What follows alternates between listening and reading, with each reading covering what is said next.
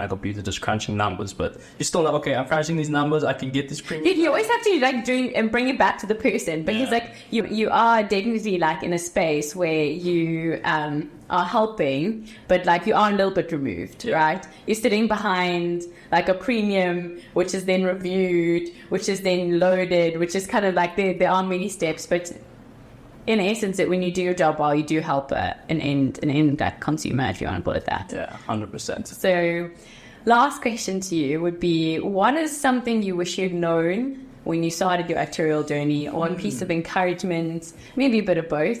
I think also just to encourage our younger listeners who are starting on the journey, who would look at you and be like, "Wow, he's got so far." Like, what is something you would say to that? Encouragement, the hours you're putting in, they do pay off. They do actually pay off. But it definitely is deferred. So they're like, well, it does happen. I think for me, a lot of the motivation kind of came from thinking ahead and thinking, okay, if I don't get this pass, if I don't get this exam, if I have to repeat this, then where will I be? Versus if I get it, then I don't have to do this again. I can move on and I can move forward. And that was a big source of motivation for me. Like, okay, if I just put in the time now, I won't have to put it in again later. Yeah, that was a massive thing for me as well. And it definitely does pay off, because even now, there's a lot of my colleagues are in kind of they're at a similar point with the exam to me, despite having worked or having been out of university for a few years. So I have the hours that I put me in a pretty good position at this point. Well, the thing is also, like, it is difficult, like as you said, to write mounds of exams while you're working. The reality of it is you only have so much time, whereas when you're at university, if you have the privilege of not having to work or earn some form of income, like, you have so many more hours, like, and so I'm not saying that you always don't get the exemptions. We all know you don't always get the exemptions first time, but you're best placed from like a situational perspective because you have the most hours. And at work, you're never going to have those hours again. You're never going to have whole weeks off where you can sit and just grapple with, one tough question or whatever. You just don't have that. And also what happens at work is you become more senior. You take on more responsibility. And so each day that you're not at work or each day that you're on study leave, you come back and your inbox is a dog show, and like now you're having to do 2 days work in 1 day. And it just becomes progressively more difficult. Not impossible. Yeah. But more difficult. And I've seen that exactly with like that exact situation, is that people kind of put it off a little bit. Now, okay, it's fine. I need to make a name for myself in the work and then I'll get to my exams later. But then they just get more and more responsibilities and it gets harder and harder to find time to do the exams, and then they keep delaying. So it really is worth, while you are still at university, if, like you said, you don't have to work for a source of income at the same time, to get as much of it, put as much into it as you can. Yeah. While you have that time dedicated for that. And what was something that like was almost a surprise to you, or something that you hadn't anticipated going through the actuarial journey? Like, was it harder than you anticipated? Was there elements of it that were completely unexpected? I think what surprised me was that most of it, AXA is notorious for being difficult. Good word, notorious.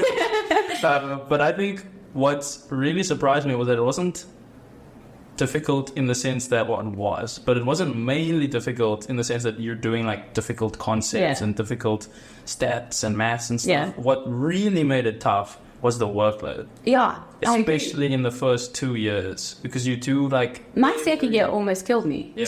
My second year was the worst as well. But it's because my first 2 years were also in COVID, so it was like purely online. Oh, good grief. Yeah. Yeah, and I can't imagine what that must have been. Yeah, it was not easy. It's like you only get the academic work of university and nothing else. And you can't even like go out and do stuff because it's all locked down. So you're kind of just stuck at home doing your work and finding something. And also, I guess, like, you didn't get to know your peers as well as you would have had you been on the ground, because what were you were at varsity for about 4 or 5 weeks before lockdown, and you didn't really make your mates yet, right? And none of my friends from like high school and before I came to university, none of them did AXA. And that's such a weird thing. I mean, I guess maybe talk to that. Like, I had exactly the same thing. When someone doesn't do AXI, it's so difficult to explain to them what you're going through. Like, I remember, like, sometimes my parents, my friends would be like, oh, let's go out. And I'm like, I can't. I need to study. And they're like, look at your pass. And I'm like, you don't understand. I don't think I'm going to pass if I'm not studying, like, every night for a certain amount of time or whatever. So it's a very difficult thing to explain to people that aren't in the midst of it. Yeah, I think luckily for me it worked out because I had like some friends who were doing like a BSc degree and some friends who were doing like a normal commerce degree. Yeah. But then they would have courses. They would each have their own courses. Yeah. But then they would realize I'm doing the courses that then both of them are doing the ones. Yeah, exactly. Yeah. So they were like, okay, wait, maybe Alex does this stuff. Let's make sure that Alex is fed with water so that he doesn't die. So at least I had that. My friends were a little bit more chill about it, but it was tough for sure. I'd say what surprised me, like I said, is how much work you need to do, and not so much the difficulty of the things you're doing. You're just trying to juggle one of them. Yeah, even though it can get difficult, it was 100% for egos. I think for me the worst of the second and third year stats courses. For me, those was tough too, but no, it's really clear. I'll never forget when we started to do transformations and statistics. Where when you transform your distributions. Yeah. And I remember just thinking back, why can't we just leave them alone? Like, maybe they don't want to be transformed. Maybe they just want to be as they are. Like, can we just let them be who they are? I think second year stats kind of killed that for me. I used to think like that all the time. Like, why do we need to do this? It became too much. I asked too many whys and I couldn't keep up. I was like, fine. We need to do this. Sure. I was just like, can't we leave them be? Like, they actually just want to be who they are. Like, so it was a frustrating but I think necessary thing to go through. Last question. I know I said last question like 3 questions ago. But last question. If you had your time again, would you do actuarial science again? That depends on if I have this knowledge that I have now. If I didn't have this knowledge, I don't see why I would make a difference. Well, it was a pretty close toss-up between AXA and mechatronics. I won't lie. So I can't really say. But if I had this knowledge, I still can't say. I think I probably would. But every time I'm like, imagine I did do the engineering stuff. This stuff looks so cool. It looks so interesting. But I think that's just one of those things, I feel like if I did engineering, I'd probably have exactly the same. Be like, look at that cool model they made. The grass is always green. Yeah, exactly. So I think I probably would have done it again. But I also think that a lot of the big benefits of having studied AXI, I wouldn't really have experienced yet. I think that'll come when I'm now fully qualified, have my fellowship, and then I'll be like sought after. I won't have to apply for jobs. They'll come to you on LinkedIn, your inbox will be full. I think it's a very interesting thing. Something I always say to students when they're kind of questioning whether they want to finish off is I said, I never regretted, since I qualified, I've never regretted. There's never been a day that I've regretted qualifying as an actuary.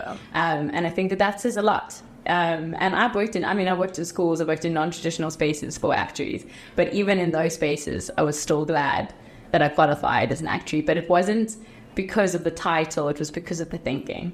And you actually only realize that kind of a few years down the line, being like, I actually think very differently to the way that I did when I started this whole journey. I think that is something that would be very difficult to realize, the change in your way of thinking, because like you say, it's such a gradual process. It's very gradual, and you cry so many times.